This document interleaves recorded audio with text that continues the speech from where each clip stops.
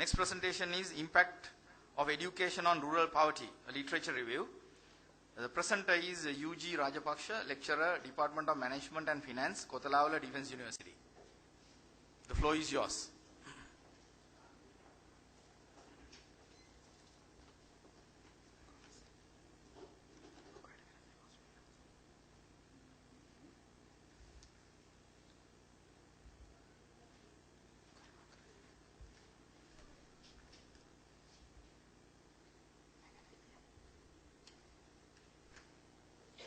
Good evening, everybody. This research is totally based on my PhD, and that is its literature. I have summarized what I have collected for last 2 years. These are my objectives, co-objective, to see the impact of education on rural poverty, and to see the impact of human capital on rural income and agricultural productivity, and the impact of social capital on standard of living, and at the end, how income influences on rural poverty. Research question I have derived based on the research objective, but I have not used any hypothesis because I have used research question. And these are the sources I have used for last couple of years, and almost 400 articles I have gone through, and around 269 are relevant. This is my overall analysis, overall findings. It looks very difficult to understand, but I will summarize. This is the education start. This is the rural poverty ends. This total structure, total solution, what each and everybody they have found, the real relationship I have shown there. But research gap is always there, because some people they have found up to social capital, some they have found from social capital to income, some they have found agricultural productivity to poverty, but nobody has found from the beginning to their end in Sri Lanka especially. If you go to the concept again, education, from the education we can have social capital and human capital. And social capital means the amount of bondings, relationship what a people can make with the society and the relationships, society and the individual. Human capital is the amount of knowledge, skills, abilities that the people or the community can hold within a certain period of time. Due to this social capital, basically we can have pluriactivity, diversification or employment, migration, which are the main sources of income in rural sector. And human capital, once again, improve the productivity, employment, migration, and productivity will end up with pluriactivity and farming. Everything, if I summarize once again, from the education, we can expect productivity, employment, migration, and from the productivity, pluriactivity and farming, and at the end, profit, remuneration, remittance. These are the outcome which will solve the rural sector poverty.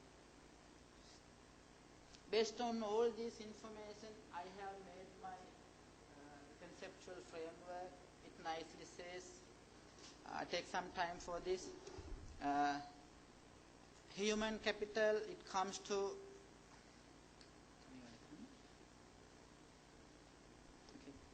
human capital, it comes to productivity and goes to farming side.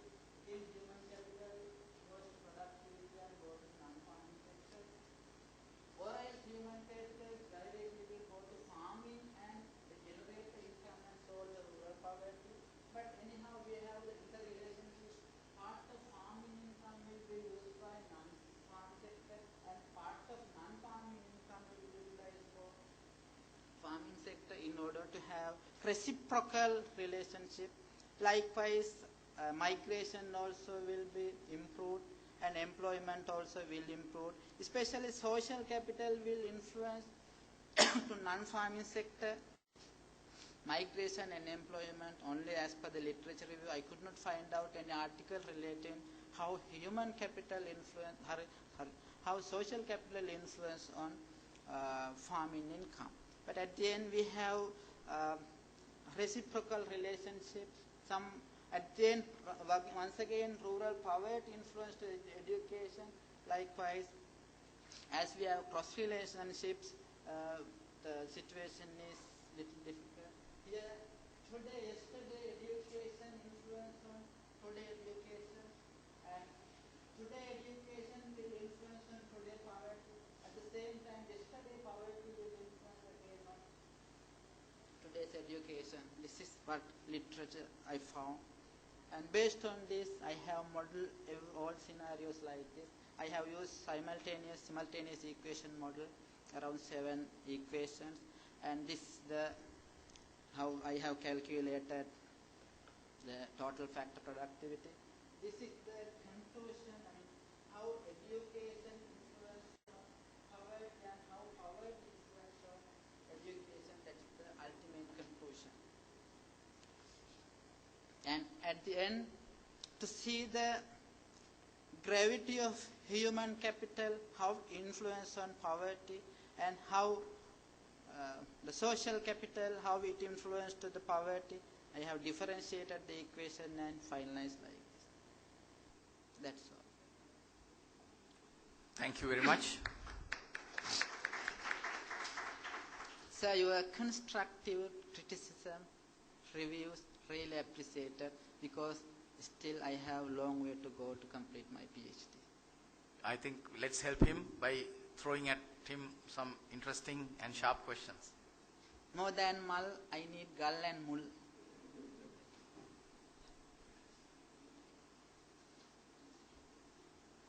Shall we give those?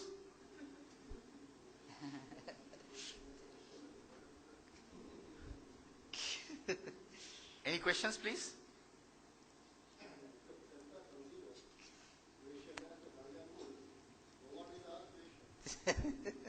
That may be his tactic.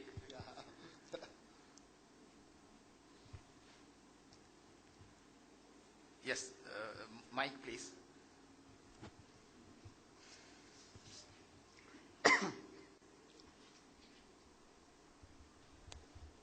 I think you are more concerned on these statistics. I suggest that you consider a bit of a conceptual side also, Yeah, and develop your solutions. yeah. It will be better, because since the education in Sri Lanka is needed to think on the conceptual framework also. So mixture of that, I think will be a better solution. We will get it. So, Yeah, exactly, sir. I use cross-sectional data.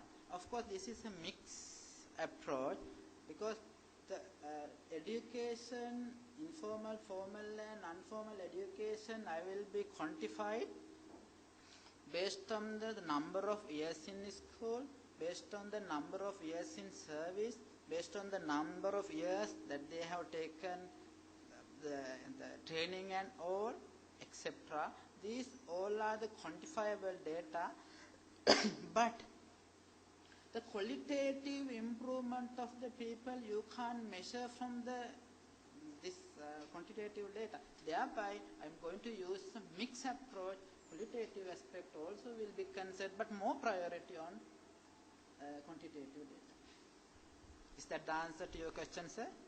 yes, of course, because within this short time period, no one will be able to express what the studies that you have mentioned. Just for a little time, I just want to add this little bit of salt for your Thanks, if you have gone through, of course. Yes, definitely. Thank you, sir. Thank you.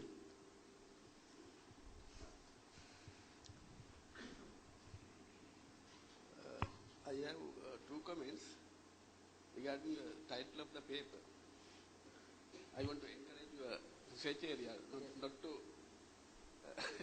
I know, sir. One thing is that impact of education on rural poverty. Yeah. You think that the poverty is depend on the education. one fact is impact of education. No? Then that can be happening in some other way around. No? Like not in rural area, that may be in urban areas, that may be in town areas. No? That may be one common factor, education. So you especially mentioned that rural poverty. That is one comment. So you have to think of that. If you want to improve that area, I don't know that up to you. Then the other thing is that in the model, you have mentioned number of variables. Are they consistent with the available literature? Or otherwise, you can develop your own variables. If you are own variables, you have to make some justification for the developing those variables. There is second. I think that's related to the first question also in a large way. Yeah. Question number 1. What I feel, sir, research interest should be there, then only the real commitment comes. So my research interest is rural poverty, because this rural poverty is indirectly related with my life. Therefore, as my interest is to study the rural sector, I selected that particular area. To the second question, sir, these all variables, of course, literature support. But in addition to that, I have taken one more variable where I cannot find out from any of sources. That is soil fertility. Because the educated person, his land's soil fertility is higher than the soil fertility which is having in the less educated people. Therefore, going beyond this literature, I have gone to that step as further. Because 400 families will be tested. From that, each family, hopefully, I may get one soil sample and I may test and take the record. That also will be accompanied to my report. And sir, next thing, to the answer to the first question, education is in 3 forms: informal, formal and non-formal. It's not the formal education, sir. Because to rural poverty, more influential, not formal education, but non-formal education and informal education. Is that the answer to your question, sir?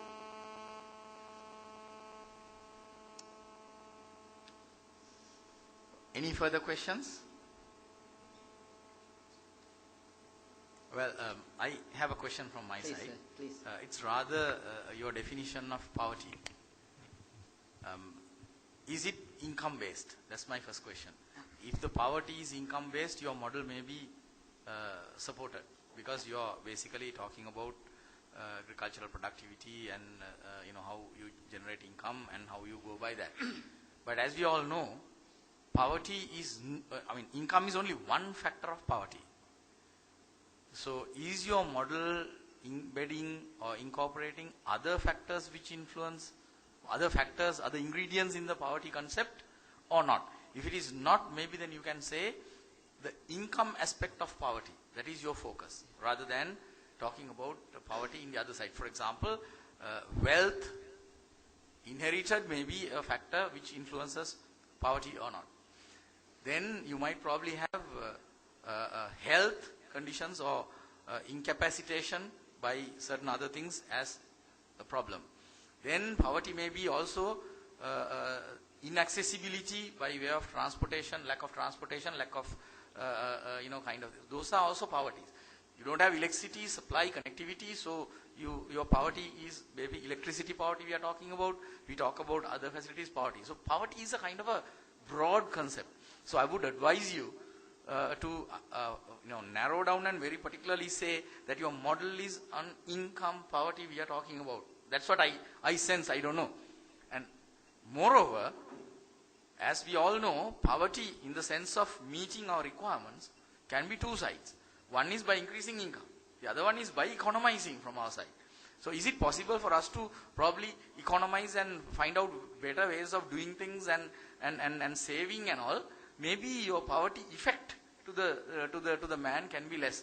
So I have seen certain kind of researches are going on where rather than trying to increase income, whether the education has helped the people to save more or have better better ways of living and ways of production so that your cost of existence can be less.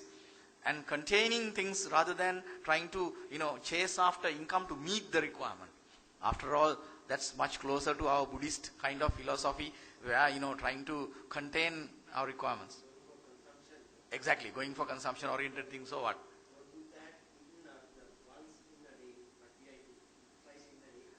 So, if we go to that level, yes, there may be many things to talk about, and which can have, one good resemblance that I had was, once I was contacted by eminent doctor in this country, a famous doctor in this country, and he came to meet me and he said, when I was complaining about, we don't have this and that and the other, he was saying like, okay, if you want, you can make your requirements a Bowser or a pole cutter. Now, if it is a Bowser, it's up to you. You make your requirements a Bowser, you are always poor, because however much you pump in, your Bowser will never be filled. If you make it a pole cutter, with little water, it will fill and spill over and you will be happy. More kind of thing is that they have developed internationally something called the Global Happiness Index. And do you know that the happiest countries are not the richest ones? Okay, so, well, that's where the crux of the matter is, because poverty is a beautiful subject which has a lot of intricacies. So maybe, rather than going into all, because that will kill you, you can't do a research like that, maybe narrow it down to say increasing income, rather than talking about the broad concept of poverty. Okay? Yeah, I appreciate, sir, your 2 minutes speech. It's inspired me. And moreover, sir, this is income poverty, because as I have recognized and the literature recognized, the income is the source of all other dimensions, 6 dimensions. Therefore, of course, at the end I am talking about income poverty. Definitely I will do record this. Okay, thank you very much. Thank you.